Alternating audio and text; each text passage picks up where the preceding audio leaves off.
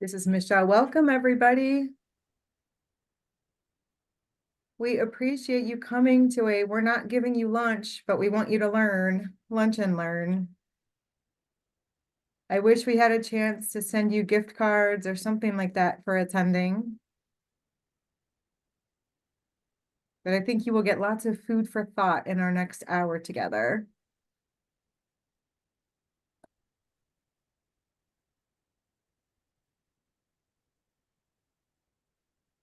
All right, let's go ahead and get started. Thank you all so much for being here today. My name is Michelle Niehaus, and I am the program administrator for Deaf and Hard of Hearing Services with the Kentucky Department for Behavioral Health, Developmental, and Intellectual Disabilities. And in that role, we are constantly trying to bridge that gap between getting people access to services and making sure they're fully supported and getting folks employed and to have the best quality of life that they can have. And so our work is always linked with voc rehab and with mental health. And we wanted to make sure that we were all talking to each other about what those needs are for folks with serious mental illness who are entering into the employment realm.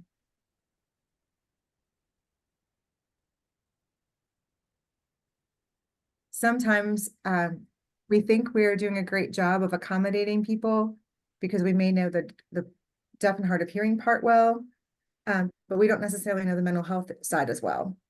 Or sometimes we know the mental health side, but we don't know the deaf and hard of hearing piece well. So when people have those intersectional identities, we have to really be thinking about intentional ways that we interact with folks.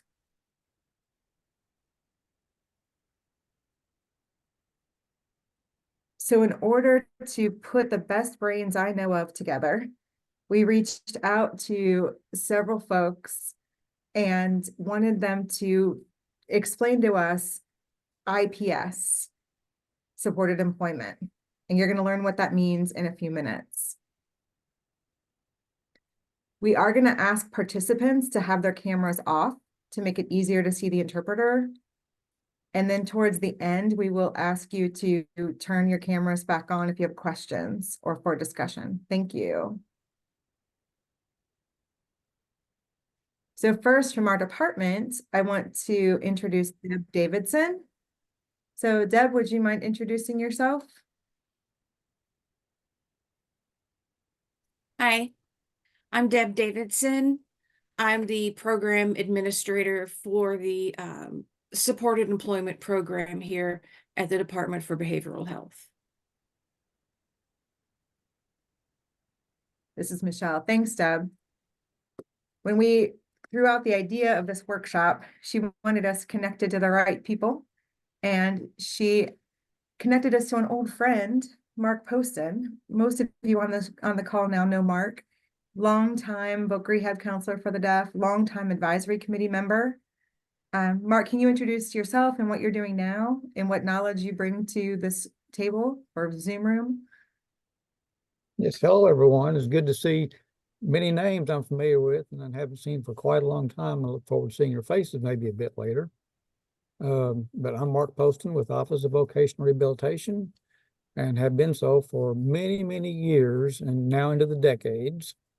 My most recent job I've had for the last couple of years is a CRP consultant for Northern Kentucky. And I serve the area north of I-64, from Ashland on over to Cincinnati area and even into the Louisville area to some extent. And happy to be with you and good to see you again. And Mark, for those of us who are more on the mental health side than the voc rehab side, what's a CRP? Community Rehabilitation Provider or Program. And they provide basically for us support employment type services. And it can be of any of the three flavors: traditional, IPS, or customized. And we may get into that a little bit later, as well as some other employment related type services. With the people we contract with around the state, we have probably 75 to 80, maybe a little bit more at this point in time, entities that we contract with to provide these services. Thank you, Mark. And many of you may also know Teresa Brandenburg. So our primary part of the presentation will be from Teresa today. Teresa, could you introduce yourself, please? Hi, I'm Teresa Brandenburg, and I'm one of the IPS state trainers, and IPS stands for Individual Placement and Support. Since we've been throwing out that acronym, I'm going to throw that out there, what it means. And you'll hear me say that a lot because individual placement and support is a whole lot to say in one word. So I will refer to that as IPS. But I've been a state trainer since 2017. Prior to that, I was with the Office of Vocational Rehabilitation for 27 years. I started out as a VR counselor back in 1989. And then became what the same role that Mark has now, except they're calling them CRP consultants. When I was there, it was a supported employment consultant.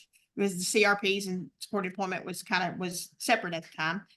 And then I became the branch manager, and that's what I retired as. So when Carol Estes retired, I took over her position, and then Ron took over my position. So that's me. Thank you so much. Mark, I'm going to ask you to turn off your camera, and I'm going to go off camera as well. And Teresa will share screen, and we'll check in on communication and get started with the presentation. All right. Okay. So we're going to talk about IPS supported employment today. And if anybody has any questions, if you want to put them in the chat box, and then if somebody can kind of notify me of that. Deb, maybe you can kind of look at that for me throughout the thing and let me know what's going on. Sure. What questions there are. But we're going to talk about IPS supported employment and what a great program it is. It is something that I've always been a strong proponent of supported employment. And I think this program is probably one of the best ones that I have seen. All right, now I've got to figure out how I'm going to advance this slide because it's not letting me. I wonder why. All right, I may have to put up, okay, that. Let's see if I can do it. There we go. Okay, so we're going to talk about the characteristics of IPS. It is an evidence-based practice. And what that means is that it's had all the studies that have done on it. It's had the control groups and the random studies and all this stuff. It's like 28 different ones to determine how is it best to work with people with mental illness and substance use disorder to get them employed. So it's got the evidence that backs it up. It focuses on the person's strengths. So we look at what a person can do, not what they can't do. And it's a team approach. You remember the old saying, it takes a village? Well, with IPS supported employment, it takes a village. It's a team approach. So it's the employment specialist. It's the employment specialist supervisor. It is the treatment team that will be comprised of the therapist, case manager, prescriber, all those. It takes a village. All those are part of the team, and the VR counselor, of course. Our services are individualized, just like regular supported employment or traditional supported employment. All services are individualized. They're long lasting. That's what makes the supported employment unique. So even after OVR closes the case and they don't really technically have that OVR counselor anymore, you still have those long-term supports that are in place to help that person keep the job. Or if they want to get a new job, move up in the career, maybe get another job at the same company, but it's a different one, that employment specialist can come right back on and help them do that. There's a fidelity scale that measures all the key ingredients of evidence-based supported employment. So it's kind of a roadmap to how somebody is going to implement the program and how we review that program. And some people may go, well, why is the need? What is the need about it? Well, studies have shown that 66% of people with severe mental illness want to go to work, or serious mental illness want to go to work. But the studies also show that less than 20% are working. So, that leaves us with 80% of people that want to go to work. And we want to help those people go to work. If they want to work, I want them to have that opportunity to be able to work. Employment is an essential part of recovery. you know, and I firmly believe this because employment is just, to me, it's a natural part of life, you know. You start up, you know, you're a kid, your parents go off to work usually. And, you know, it's just, you go to school, and then, you know, when you graduate from school, you either get a job or you go to college, you go to community college, but you're usually working. And that's just kind of a natural progression in life, I guess I should say. But it is part of recovery. And for recovery means, you know, they're going to live, work, learn, and participate fully in communities. And going to work is going to allow people to do this, to participate fully. It's going to give them an income to where they can go out and do things in the community. And there's all types of benefits from work. This is just 5 that I've put up there. You know, it gives people hope. It builds their self-esteem and confidence that they're out there, they're doing something, they're succeeding. It's a great way to develop friends and socialize. You know, most of my friends came through work. You know, that's where I know most of them from. So it's a great way, and it's a good social outlet for some too. You have increased income. Anytime you can increase somebody's income, that's going to be good for them, because that gives them some expendable income to do some things that they want to do, you know, such as maybe go out to dinner or go to a movie or go to a ball game, something like that they may not have been able to do before when they weren't working. Also, it's kind of proven that it's been reduced substance use. And that's because, you know, people that aren't working, they don't have anything else to do. You get bored, you know, they're either going to drink, they may smoke marijuana, they may do whatever their drug of choice is. But once they start working, then they realize they can't do that all the time. It kind of reduces that use in order to be successful at work. And Pat Deegan, who's one of the foremost people in the employment world today, he says, what most people want is a job, a car, and a date on Friday night. And is that not what most people want? A job and a car and a date?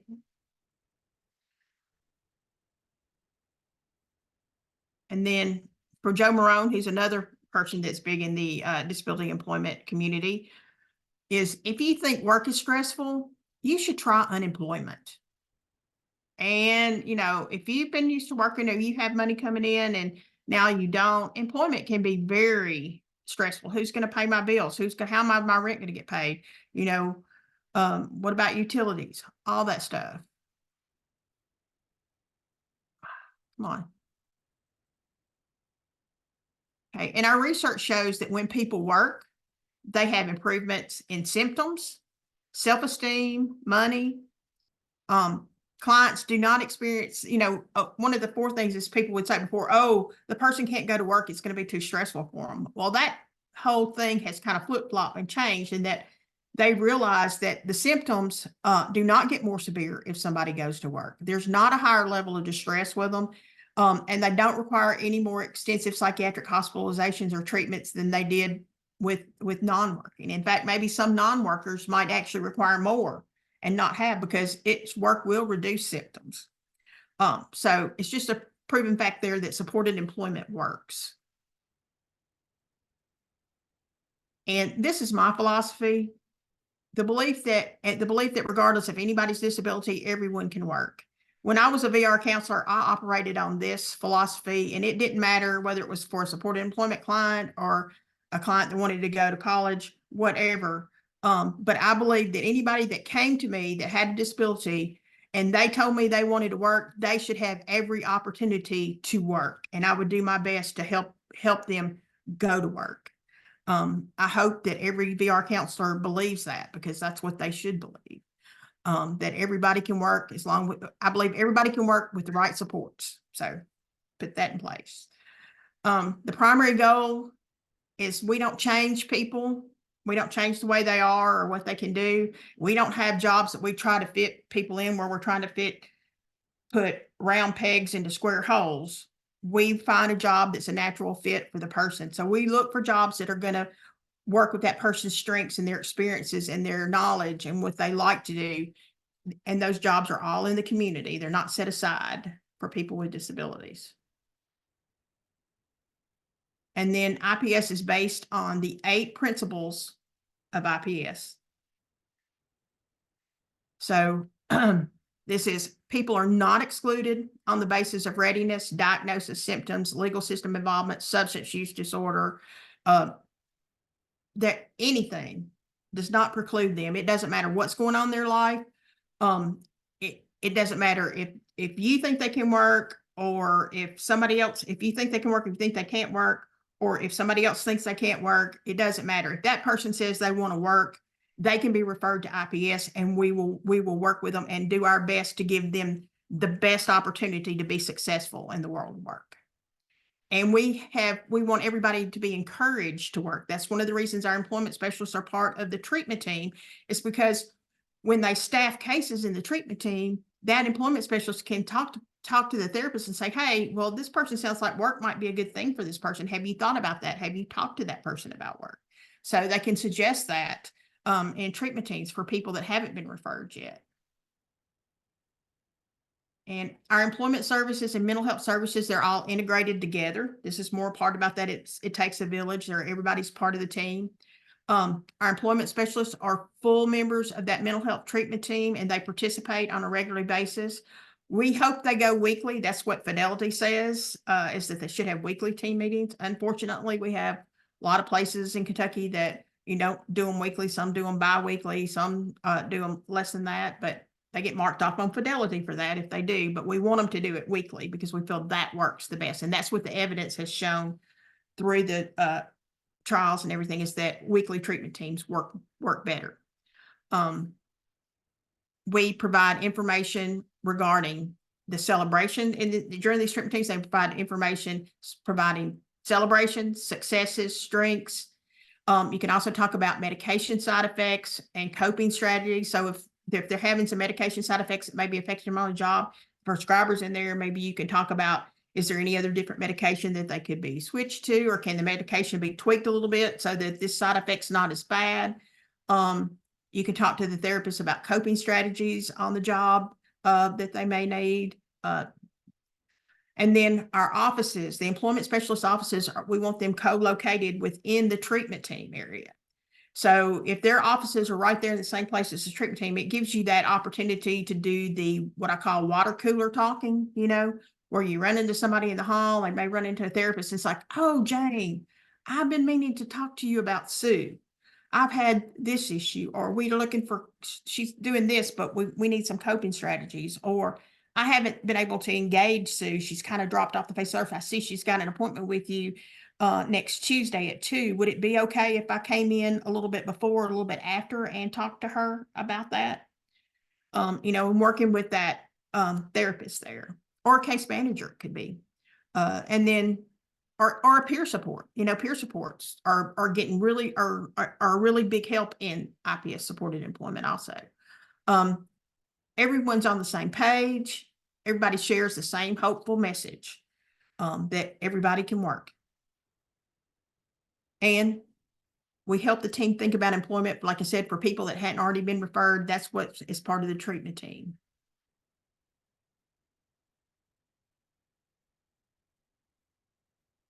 And then we have competitive jobs, regular jobs that are out in the community, minimum wage or above. They can be full-time or part-time. This is what VR calls community integrated employment. They're not jobs are not set aside for people with disabilities in IPS. Our job surge occurs rapidly, and this is where IPS and VR it's kind of fought, because VR has all that federal regs that they have to go through, and they have to get this and determine eligibility, and it all takes time. But for Fidelity's sake, the provider has 30 days from the time that they start that career profile. They get the authorization for the career profile to do a job search activity. So they look at them to get a 5 on a Fidelity, or get the best score in Fidelity. They have to do that within the 30 days, and that's a 30-day average. So sometimes we know it takes a little longer. So if you got somebody and it takes 35 days to get that first one in, and you've got 3 others that it's taken like 19, 28, and 29, then it's going to come out to where it'll be below 30 or below. And this doesn't necessarily mean that it has to be a contact to apply for a job. It could be the employment specialist thinking, okay, this might be a good job fit for this person, and going and exploring that. or it could be the job seeker going and exploring that, or it could be the employment specialist and the job seeker going to explore to look at that employer to see if it would be a good fit for that person.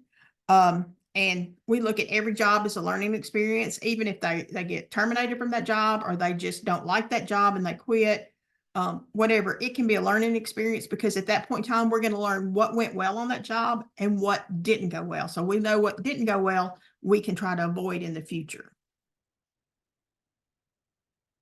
And then employment specialists build relationships with employers. This means they are required, our employment specialists are required to make 6 face-to-face contacts per week with an employer. So they get out there and get employers, and this is a big component of being successful and getting people jobs. When I was a branch manager, we put a program that was not an IPS program on a PIP, basically, a performance improvement plan. And one of the things that I said is that those employment specialists we put in there had to get out and just do 3 face-to-face employer contacts in a week. This agency hadn't made a job placement in years. And within 30 days, they had made 2 just by getting out and doing 3 face-to-face contacts with employers. So this is, to me, this shows me that this is a key component, is that to get people jobs, you have to get out there and talk to those employers face-to-face. And then our jobs are driven by client preferences, because, depending on what their preferences are, if that job doesn't fall within their preferences, their chances of them being very successful in that job are not going to be very well. And next is one of my favorite cartoons. I love Peanuts, and this is so true. Linus, I'd hate to have a job where you had to get up early in the morning. So, with Linus, you probably don't, if you're looking for a job for Linus, he probably doesn't need a job that starts before noon. And then Charlie Brown, I'd hate to have a place where you had to stay in the same place all day.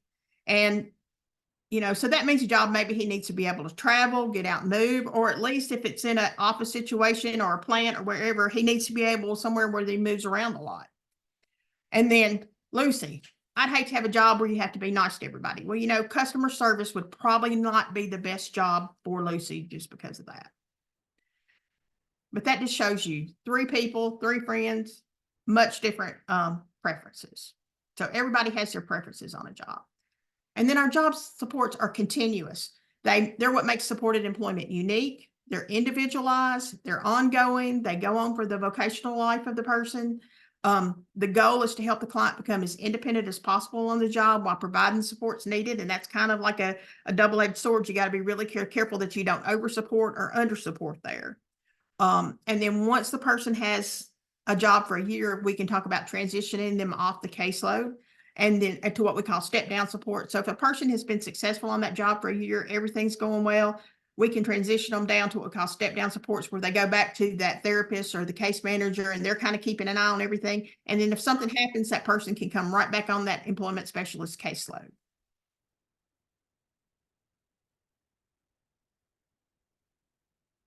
And then benefits counseling. It's so important to have this benefits counseling done, especially if a person's getting SSI or SSDI, they need to know how going to work is going to affect their money, because it can be very important, especially if some people are on some pretty heavy duty medication cost, and they need that medication paid for, and they need that medication to work. So you got to have that balancing act. So we want them to get benefits counseling. And not only does it include SSI and SSDI, but we want it to go info as far as housing subsidies, food stamps, the state supplement that we have here. And then our program structure. IPS is delivered, it's a team approach. It's just kind of like we talked before. You got your employment specialist, your VR counselor, your case managers, therapists, prescribers, all the people that these are all involved in as part of that team. And then anybody else in that person's life that they may want to be involved. It could be a family member, it could be a friend, it could be maybe a past teacher, anybody that they choose to be involved also. And then the unique features about IPS. The employment specialist works with people that just have serious mental illness or substance use. That's what we have norms on. That's what the fidelity scale is based on. Our job search is going to start quickly.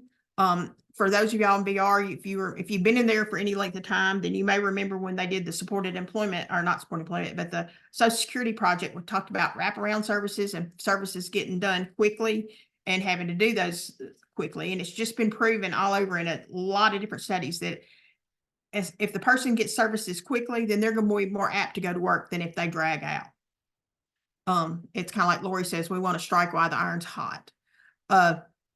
So we're going to start that job search within 30 days after after we start that career profile.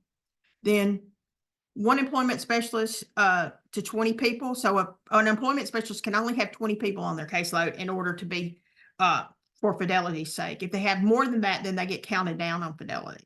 So 20 people to work with and engage on your caseload is a lot for an employment specialist, because they're talking with them and meeting with them weekly. And they're also expected to spend 65% of their time out in the community. So they're not sitting behind a desk in an office meeting with these people and meeting with employers. That's why they're supposed to, they should have 65% of their time out in the community. And this can be doing things, meeting with a client. It can be going to job fairs. It can be meeting with the VR counselor. It can be doing the job contacts. But everything's done out in the community. We want the employment specialist to meet that person out in their community, so they can see what their community is like. The employment specialists are full members of that mental health treatment team. They have shared decision-making. Then we have the transition step-down supports, which I talked about before. And then there's a fidelity scale. And I'm fixing to talk about the fidelity scale. The fidelity scale is really key here, because this is a roadmap for services for that provider. We look at it and we measure the degree in which a particular program follows the key components of that evidence-based practice. We use it as a quality improvement tool for better outcomes and more jobs. And we look at the agency, what's doing well as what they can improve on. But we do a fidelity review. Every IPS agency gets a fidelity review. And it determines, their score determines when they're going to get their next one. So if they got so you have a 25 item fidelity scale that has 125 points. So 115 to 125 is considered exemplary fidelity, which means they're doing everything really, really well. And they're not going to have a fidelity review for 18 months. Good fidelity is from 100 to 114. And that they're doing things really well, but there's still some things they can improve on. They're going to get a fidelity review every year. And anything 99 or below is going to get a fidelity review every 6 months until they get up to good or exemplary. So we have we have a person that's dedicated to doing fidelity reviews. And then Deb, who's also in this meeting, she helps Deandra with the fidelity reviews. So they're very serious about it. It goes out and we look at it as a quality improvement tool. Whether they're doing well, what can they improve on? And then the trainer works with those individual agencies to help improve the scores.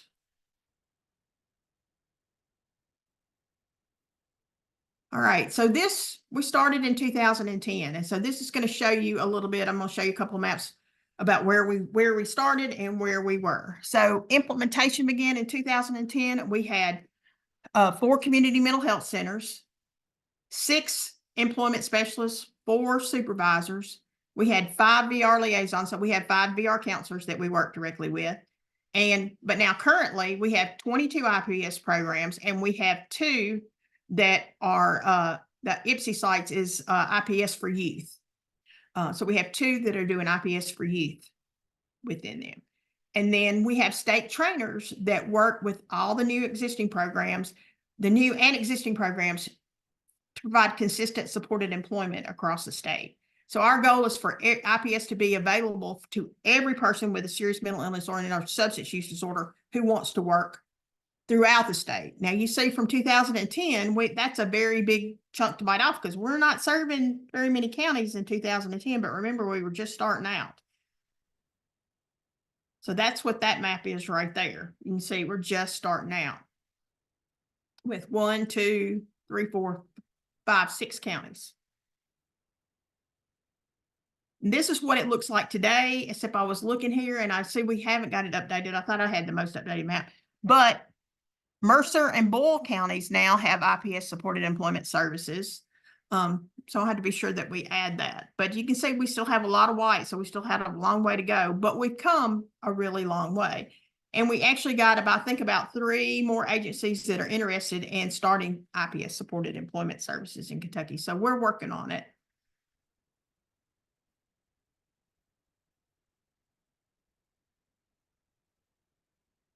And here are little fun facts about IPS in Kentucky. We started with 6 counties. Now we're up to 79.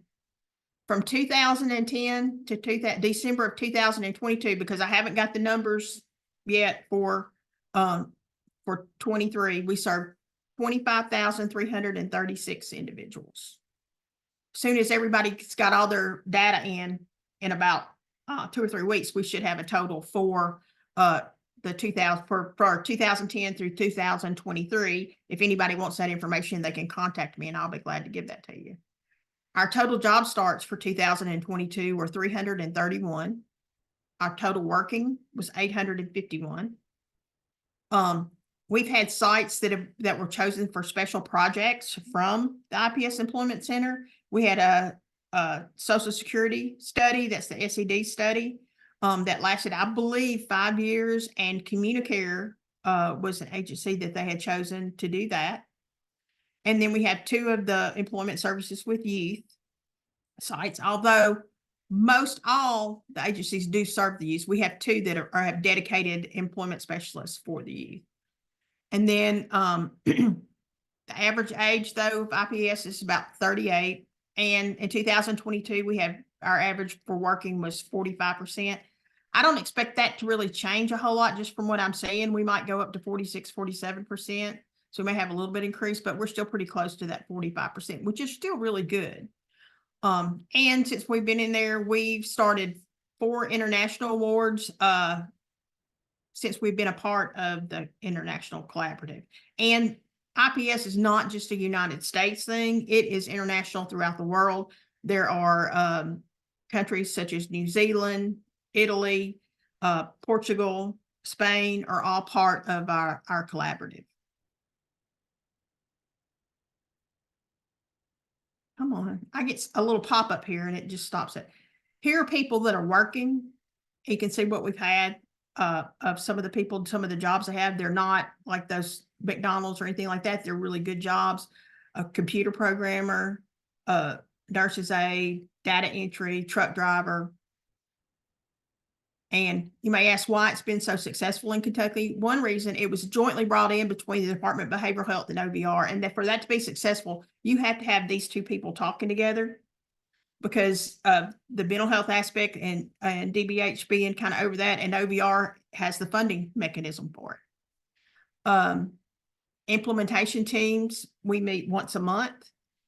We look at things that are going well, things that are going not well, what we can work with, what we need to do to help maybe somebody do some improvement, what needs to be done. But we meet monthly, and sometimes our meetings last longer, sometimes they're shorter, just depending on what's going on.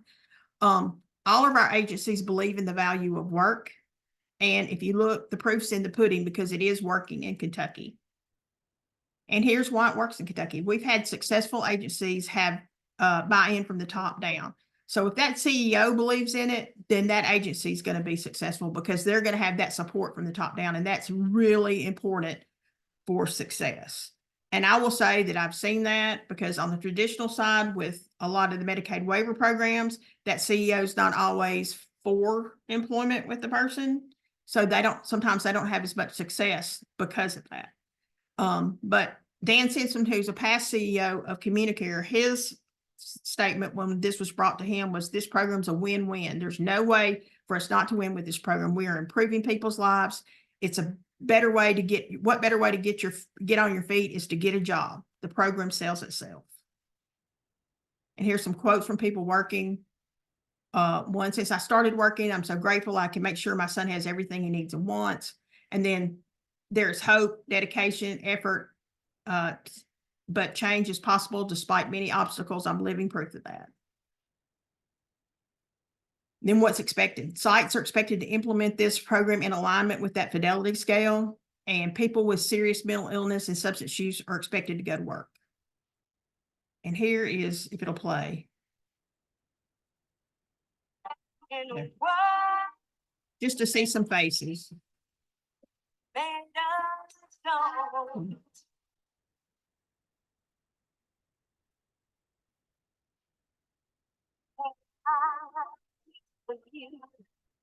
Close my eyes, feel the rhythm, wrap around, take the hold of my heart.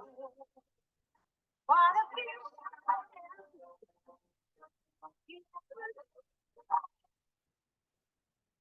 I can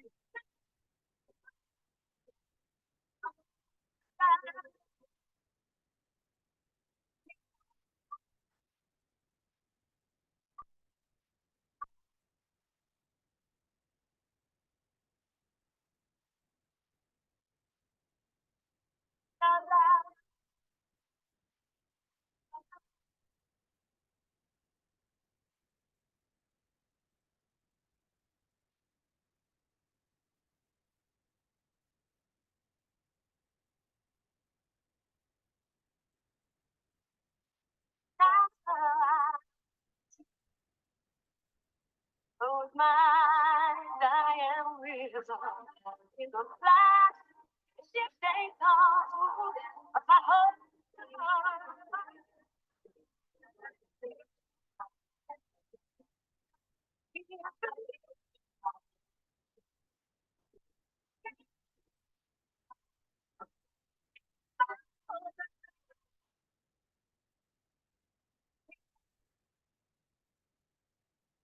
All right, and this is a picture of our entire team. It was taken last year at our annual training conference.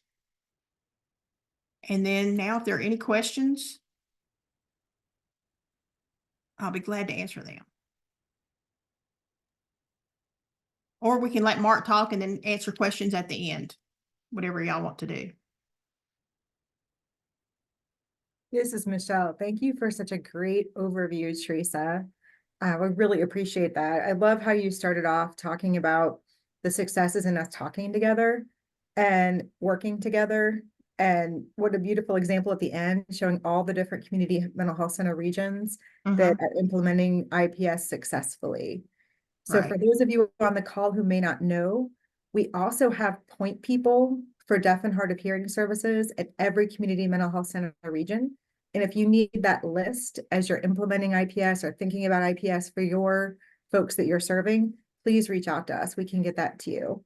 I would And- love to have that list and support, give that to my team, Michelle. I Awesome. think that'd be very beneficial to us. And we can reach out to them to make sure they know about IPS and how to make referrals.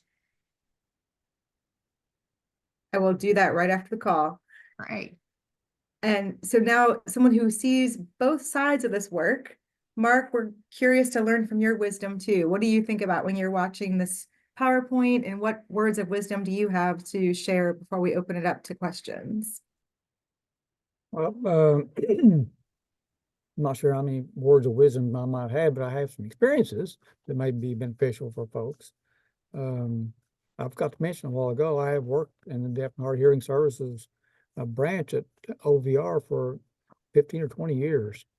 And I can sign. I'm not proficient, and I've had the assistance of a lot of wonderful interpreters in my career.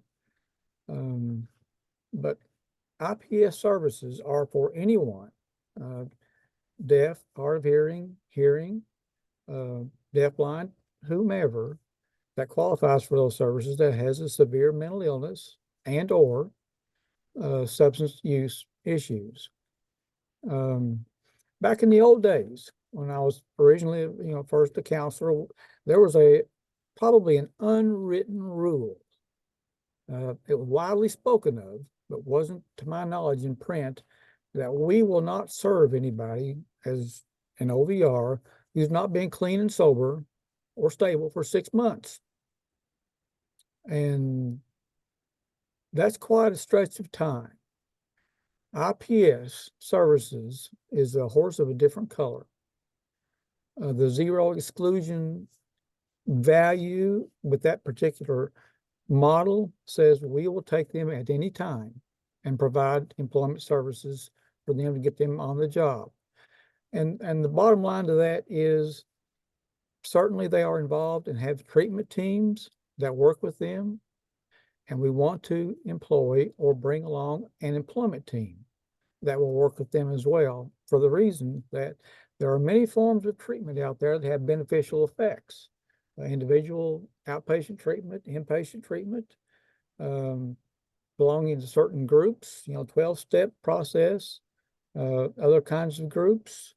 And employment also has been shown to have positive treatment effects for people in terms of reduction of symptoms and reduction of substance use. And so getting them in an employment situation as fast as possible. And the IPS is definitely a speeded up supported employment process is key here. We want to get them on the road to recovery, to stabilization, and they can have symptoms. They can be using and still be referred to and benefit from IPS services. Now, I mentioned earlier, we have 3 forms of supported employment. The traditional form, of course, and that anybody can be referred for that. And that's probably the most common form that we have around the state in terms of providers. We also have IPS that Teresa's gone into great depths with, also peppered throughout the state, originally starting in our community mental health centers, but also expanding to other organizations through time. The third type of supported employment is called customized. And it is a ramped up, very detailed form of supported employment for those who have the greatest needs and who need the most support. So maybe talking about people here with multi-disabilities or very pronounced disabilities that need a great deal more support than somebody that just has IPS services or traditional services as part of their program. And we can combine customized services with any of the 2 other programs. And customized has a whole array of services. And for those of you with VR, get in, look at the service fee memo for supported employment. And there's great detail there about all 3 forms of supported employment, and pay particular attention to that which is customized employment. We can pull and take several elements of that approach and combine them with IPS or traditional if needed. So we don't want you to have a lot of anxiety or nervousness about taking people and referring them to IPS services just because they may be using substances or actively having significant mental health issues. We have supports in place and can get them.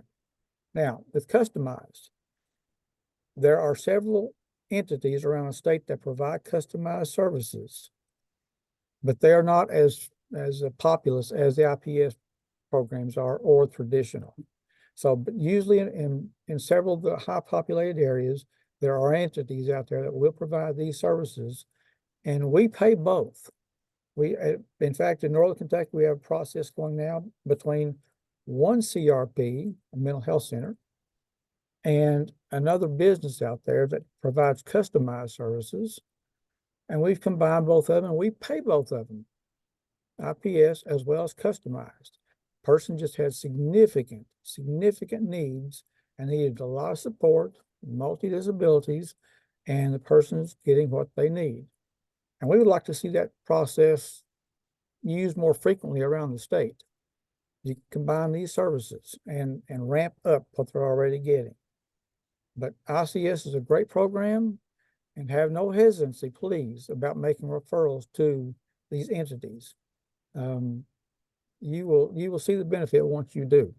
And if you have any questions, there are people like me all around the state. There are 4 of us. I cover Northern Kentucky. Eric Bark covers the Louisville area. Gloria Gibson covers Southeast Kentucky. And Ashley Taylor covers West Kentucky. And these people are all in our information that you can get online about how to get a hold of them. And if you have any questions, you can always reach out to me and I'll try to answer the best I can and give you some guidance about which way to go with this sort of thing. So with that, I guess we can turn it back over for whatever questions people may have. This is Michelle. Thank you so much, Mark. As you're talking, I just keep thinking about that zero exclusion piece Yes. of IPS and how different that is from when we started. When I started as a therapist, I remember having people who desperately wanted to work, but they were told no, they couldn't because they had a mental illness, or people who were really trying to be in recovery and they couldn't. And now fast forward, and instead of creating more barriers, we're able to take them down and make things as barrier-free as possible. It does take radical acceptance by us as professionals. And I think it takes radical collaboration too, because it can be vulnerable to say, yeah, come into our treatment team, or yes, come to our person-centered planning meeting. But that's what it's really about, is how can we wrap this person with the supports they need to be successful? And now we're adding peer supports. We have adult peer support specialists across the state, and that program is expanding. So I see good things happening across the state for folks who are deaf or hard of hearing and in recovery from mental health or substance use challenges. I want to see if anybody on the call has questions, and we would love to see your faces. So if you all could pop your cameras on, and then you can feel free to pin the interpreter. Oh, and we get to see Amy and Lisa. I love the intersections we have here too. Like I know Lisa is a qualified mental health interpreter in Kentucky and works under Voc Rehab. So all of you have a passion for this work. We also have Zach, our newest therapist, working at New Vista, came from the interpreting world and is now working as a clinical social worker, just passed his CSW like last week. So everyone on this call is part of building our network of supports. Amy has a wealth of information about education and is moving into the Voc Rehab space. Amber is herself a peer support specialist and a Voc Rehab counselor. Tina has been tremendous in working with us around people in recovery and mutual support meetings. So much knowledge here. Mm-hmm. And so much heart. What questions do you have? Where might you be feeling resistance? Like, this doesn't feel quite right.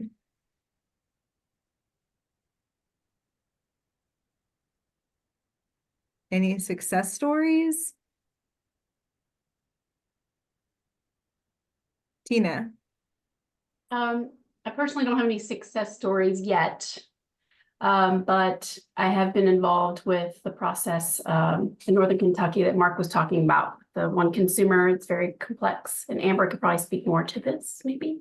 But one thing I would like to see happen is some job placement for that person, because they've been in this process for a very, very long time. And I think that weighs very heavily on their status as a individual who has a lot of challenges. And I think that from time to time, it adds to the mental load that this person is already carrying physically, mentally, all the way around. So that's just something I'm hopeful for with this process. But so far it's been very interesting and exciting. I'm happy to see, we'll be happy to see some actual job placement for this person. Thanks, Tina. It's not easy. I mean, we can go through a PowerPoint and we can list the principles, but living them out and operationalizing them is hard. Mm-hmm. And the more we do it, then the better we get at it, but it's still a challenge. I think I saw Amy's hand and then Lisa. Oh, Amy's good. Okay. Lisa.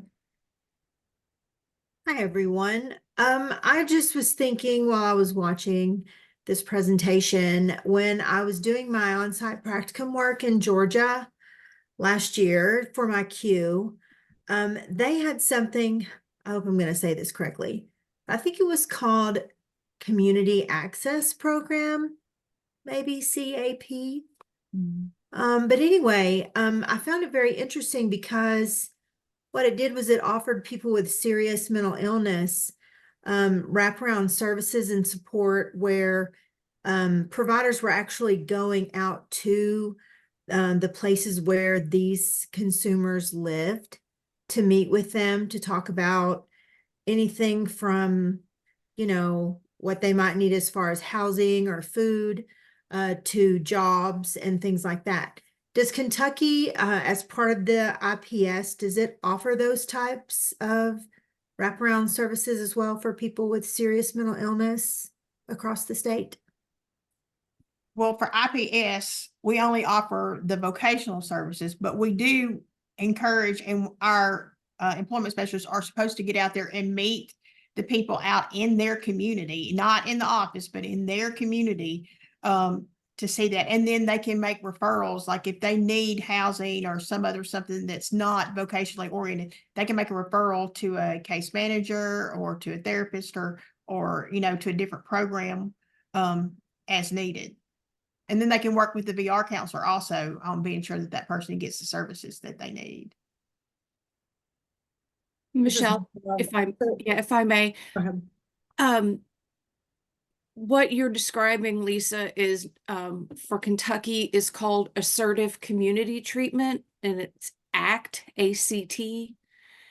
And that's provided at all of the community mental health centers. And it's a multidisciplinary team that works with individuals who have high needs. And that could include going out, visiting them at their home. They have a nurse that visits. So yeah, we do have that, but it's called ACT services. Great, good to know. Thanks. This is Michelle. Thanks, Deb. That's what I was going to talk about was ACT. So good job. Um, also, you may see people who may not have an ACT team, but they may have a targeted case manager or a TCM. And so that targeted case manager would be the person who helps coordinate the services. Like we have for 7 counties. Holly is the targeted case manager for the deaf and hard of hearing services team there. We're trying to get other community mental health centers to recruit signing folks. So I think that is all important to know. I see a question in the chat about which website, which website are you looking for? About ACT. So getting assertive community treatment, you would go through that community mental health center first. And that's how you would do the referral for assertive community treatment or ACT.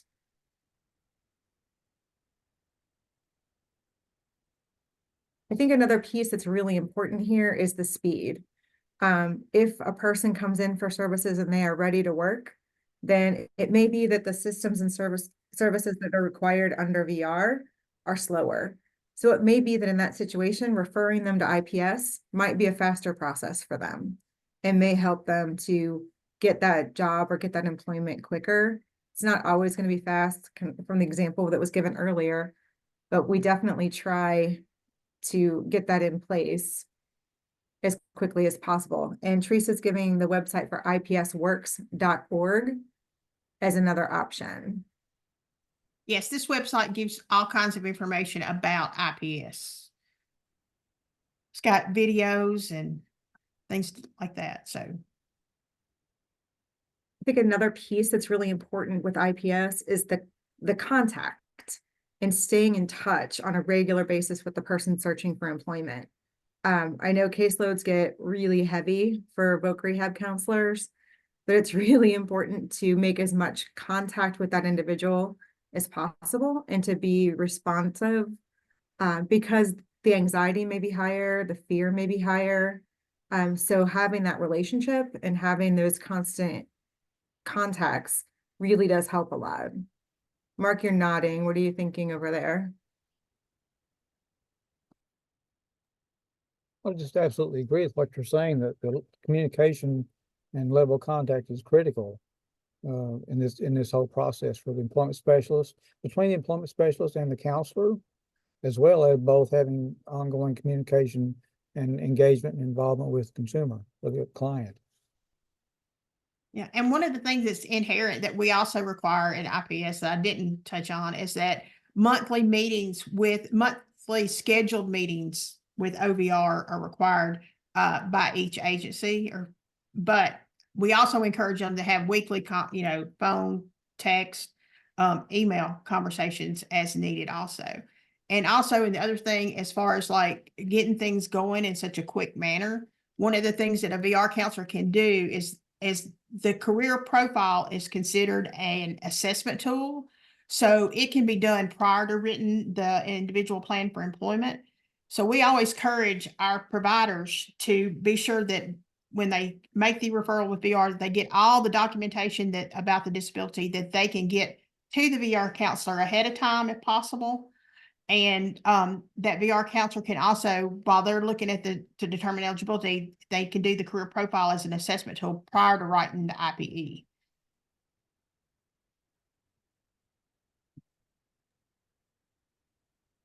This is Michelle. Thank you, Teresa. We have a couple minutes left. Are there any additional thoughts or questions that you all have? This is really a comma. We know that this is the beginning of having this conversation and then it will continue.